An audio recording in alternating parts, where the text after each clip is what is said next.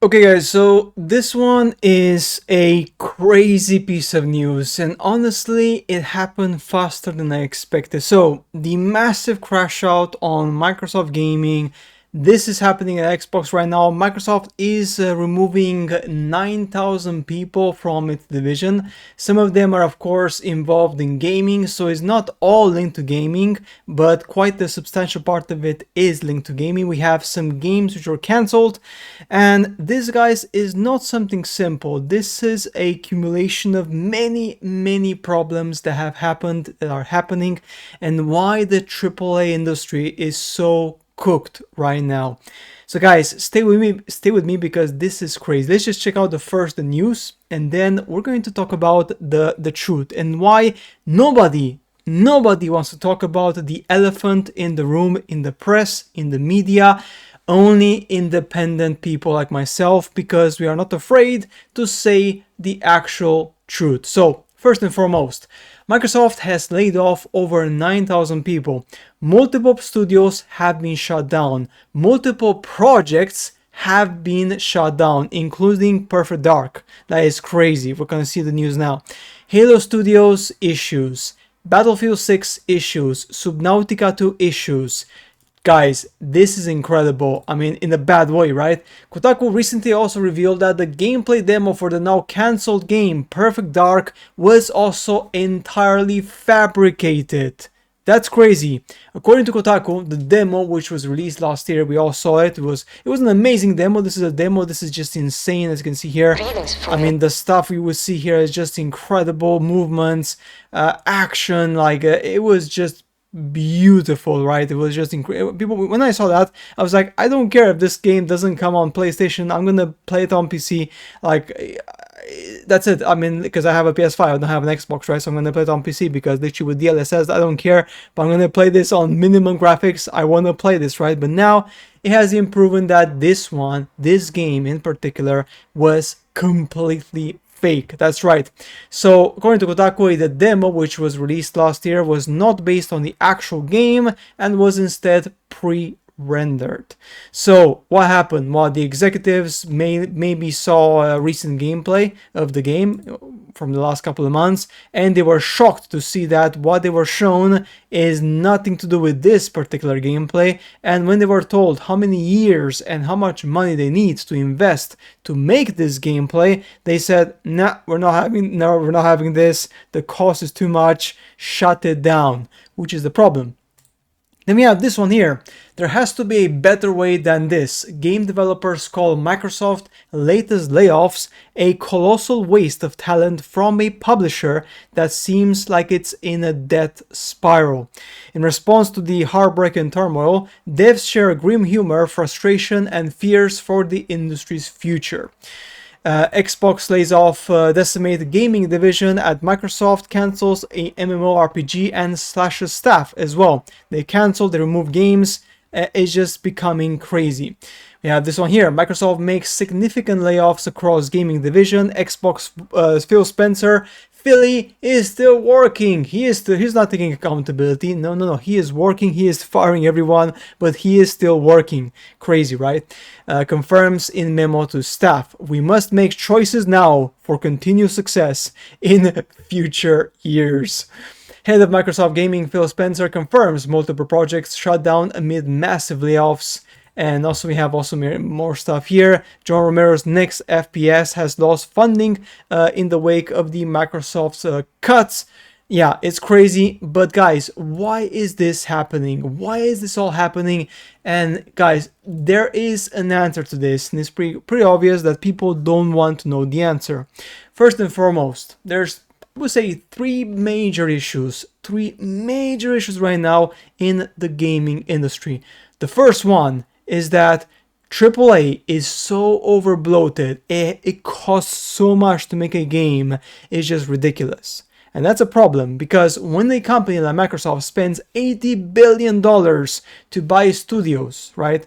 And then they expect these studios to release, perfect games like super big blockbusters, and it doesn't happen, they get annoyed and they bleed money and they fire people from the studios because they did not deliver what they expected. So basically false expectation.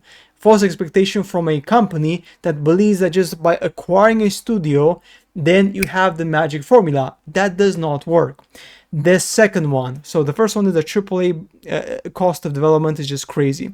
The second one, it is over bloated. Like the amount of middle management, the amount of management and bureaucracy right now in game development in AAA studios is ridiculous. Like just to make a simple thing in a game, you have to get approval from your boss, from your boss's boss, from the board, from the managers, from like the manager of the manager of the manager. It's just an endless crappy circle, which basically is what happens right now in like other industries like finance, for example, or banking or stuff like that. And that's fine because in that industry you don't have to deploy a product to the public that the public will buy. You're managing already assets of customers which you already own or stuff like that, right? It's a completely different fish. In this one, you cannot have so many layers of management, kind of like ordering people around, and then nobody takes accountability. Nobody leads the team because there's so many levels that nobody knows who's really responsible for calling the shots. And to call the shots, you have to go to 50 meetings to get the approval for one change. It just does not work. And the last problem is the inclusion of so much politics and identity politics in the games that is literally destroying games from within. What do I mean? I mean the activists. And yes, some of you guys will disagree. Some of you guys will say, no, Rayken, that's not true. There's no such thing as activists in gaming. Oh, believe me, there is. And if you don't want to recognize it, it's because you want to stay blind, because you want to be blind, because you just cannot accept the truth. But there's so much activism, so many people who are making games who want to push their agenda, their ideology into a video game. And guess what happens? The gamer, the average gamer who doesn't want to have politics and gender politics and identity and all these things into their game shoved in, like it's so obvious and blatant and pathetic, these people will not buy your game. Simple as that. And I guess the fourth bonus point is the fact that Microsoft believe that by, getting all these studios and shoving them on the Game Pass, they will have 40, 50, 60, 70, 80 million people playing on Game Pass. But the truth is very different. The Game Pass has stagnated to around 33 million, 34 million people and is not increasing. And why is that? Very simple, my friends. Because you cannot release games on the Game Pass which are average and expect people to come and like stay there for months. They come for a short period of time and then they leave. Look, just for my example, like I'm a perfect example, right?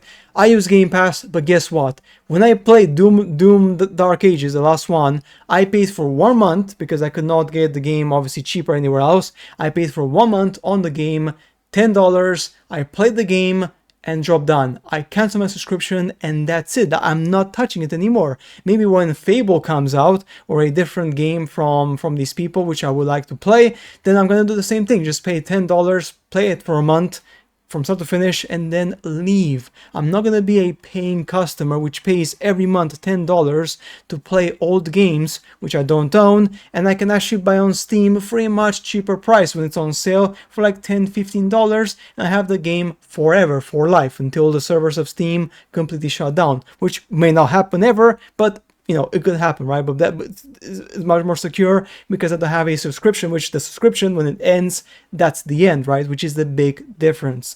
And Phil Spencer, again, he does not want to take accountability. He just does not want to take accountability. And for some reason, this guy is still there. It's just incredible, right? Microsoft has now laid over 20,000 people since the start of 2023. On social media, game developers from solo indies to AAA studios have and everything in between have shared their dismay over the continued turmoil affecting their peers and colleagues. It's heartbreaking to watch what's happening to this industry that I love, said Eric Neustadter, former operations manager at Xbox Live and current VP of technology at the Pokemon Company. The incentives are misaligned so strongly that fun games and profitable teams aren't what matter. There we go. That's your answer. The incentives are so misaligned that fun games and profitable teams, so teams which are lean, which are efficient, and making games that are fun is not what matters. I don't know what is it they're making in Microsoft, to be honest. Like, what sort of games they're making that are not selling, because they're not selling. Like Starfield kind of flopped a bit. Like Doom Dark Ages kind of had a pretty bad time on Steam. Like, there's so many Microsoft games which are released basically, and they just perform average or below average. Avowed, again, one example, the game was pretty below average.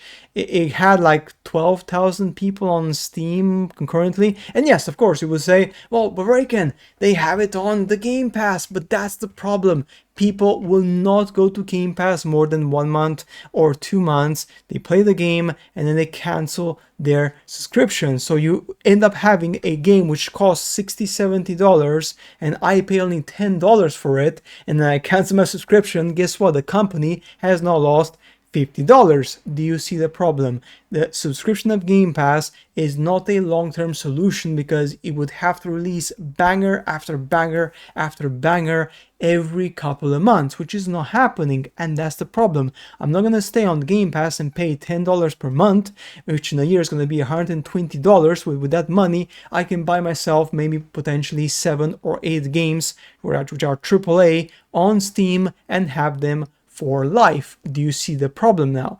That is the major issue. So, guys, that's the truth. I mean, that's the elephant in the room. These 3 things are very huge problems, and Microsoft just does not understand. Just by buying a company, and like Grom said, I mean, he says some, go to Grom's here, he says some really good things here in his comments, because again, people don't want to listen to this, because they just shout and say, nah, you don't know what you're talking about. Yes, we know what we're talking about, because this is common sense. Look, no, this is exactly the way and the only way left. After years of bloated AAA hiring and not listening to the gamers, insulting them instead, this is the end result. There is no other way. AAA made their bed. I hate to see it, but leaner AA teams are running circles around you. Get rid of the bloat. Give gamers what they want. Run lean. And that's not a problem. These people, they want to appease the modern audience, which does not exist. Stop making games for the modern audience. Make games for actual gamers who used to buy your games 10 years ago, who would literally buy your games if they would be proper games with no identity politics in it, with no agendas in it, with no constant like trying to like teach and educate people and stuff like that, which is not what people want in games. We don't want to be educated in games how to behave in society. That's not the point of buying a game. I don't buy a game so you can teach me, or you can kind of like, you know, virtue signal to me how I should behave in society based on your ideology. Do you see the problem there? That's the thing. If you do that to a gamer, the gamer is going to say, well, guess what? I'm going to go to the Chinese and the Koreans, because these people don't give a crap about my ideas or their ideas. They just want to make a good game to sell and sell me what matters. That's the difference, right? When you make a game with the specific intention of trying to virtue signal to people because otherwise you're not politically correct, that's when the gamer will say, guess what? I'm not gonna buy your game because I'm not going to be indoctrinated with your policies, because that's not what I want. And that's the problem here, guys. That's the main issue. AAA has already crashed, and that's the problem. AAA gaming has crashed. And look at this. I mean, look at this one here. I mean, video game spending by young Americans is dropping sharply, reports suggest. Year over year, spending on games has declined almost 25% among 18 to 24-year-olds, right? So yeah, of course, I mean, yeah, they have the cost of living that increased. I understand that, of course, yes, but they have another problem. AAA, and this is the first issue, AAA cost is so high, and they're increasing the price of the games from $60 to $70, from $70 to $80, and now some companies are even talking about $90 or $100, right? Some companies are flirting with the idea of selling you a game of $90. Heck, we have Super Mario at Nintendo, $90 games in the newest Super Mario karting, right? But I mean, that's because it's Nintendo, and you have the cult of Nintendo people who would buy their game just because it's Nintendo. They don't care how much it costs. They just go for it because they're obsessed and they're a cult, right? Which is a different thing. But average gamers who are not part of a cult and they think, use their brains, like, I'm not gonna pay $90 for a game, right, which is like 30 hours long or 25 hours long, and so it just does not make any sense. It's just, that's abuse. That is literally abuse. I don't care about how many polygons I'm seeing. I don't care about if we have, like, in the game, like a special actor or some guest or some funky stuff. Guys, gamers want gameplay, enjoyment, and fun. Everything else is secondary. Graphics are secondary. I don't play a game to look at the pixels. Like, that's fun for the first, I guess, 30 minutes, right? But after that, it's not interesting anymore.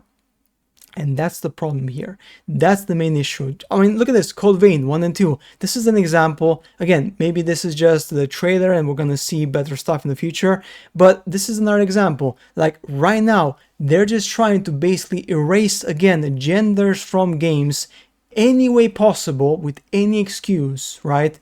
And this is Code Vein 1, this is Code Vein 2.